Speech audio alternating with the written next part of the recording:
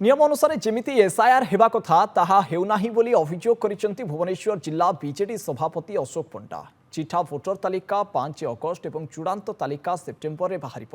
एकाम्रे जड़े बीएलओ और राजनैतिक दलर जड़े लेखाएं बीएलओ और स्वच्छ साथी यह काम नियोजित अच्छा। बीएलओ घर को घर बुली 2टी फर्म देवे। गोटे फर्म रे निजे दस्तखत करी बीएलओ ताहा भोटर को देवा कथा और अन्यटी निजे रखिबा कथा। हेले बहुत क्षेत्र में सही फर्म भोटर को देउना जार अपलोड होउची तांको फोन रे मेसेज आसीबा कथा। यह कहीं ईसीआई करूना। ईवीएम रे वैषयिक ढांचारे जदि वोटिंग होउची तेबे यह कहीं हेबनी। तेबे जो बीएलओ फर्म देउना विरोध में दृढ़ कार्यानुष्ठान हो। यार समाधान पाई जेटीसी राकेश पात्र को अवगत करा जायछि।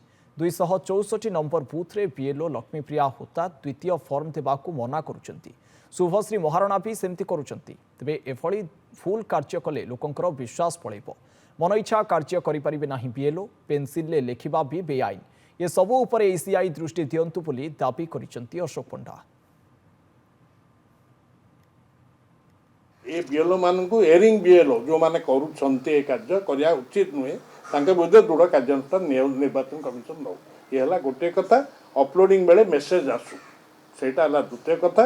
एवं बड़ कथा हूँ काली मुझे संपर्क में कहूँ बेसी नहीं ये बूथ नंबर एकाम्बर बूथ नंबर 48 रु 52 244 रु 248 223 229 ये एकाम्बर बूथ ये एवं जड़े बीएलओ से 264 बूथर लक्ष्मीप्रिया होता फोन नंबर भी एतर अच्छी सी पूरा द्वितीय फर्मटे देवाक मना करदे।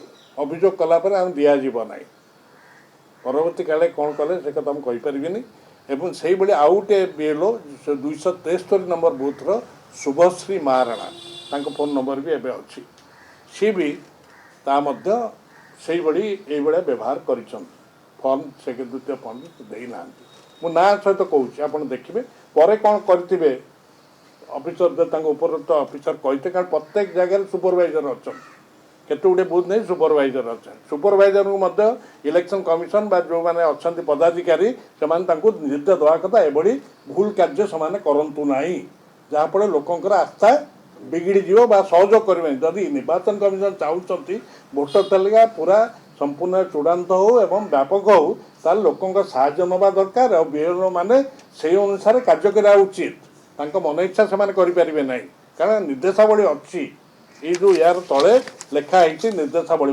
रही जो फर्म से अनुसार जातु यहाँ निर्वाचन कमिशन देखते।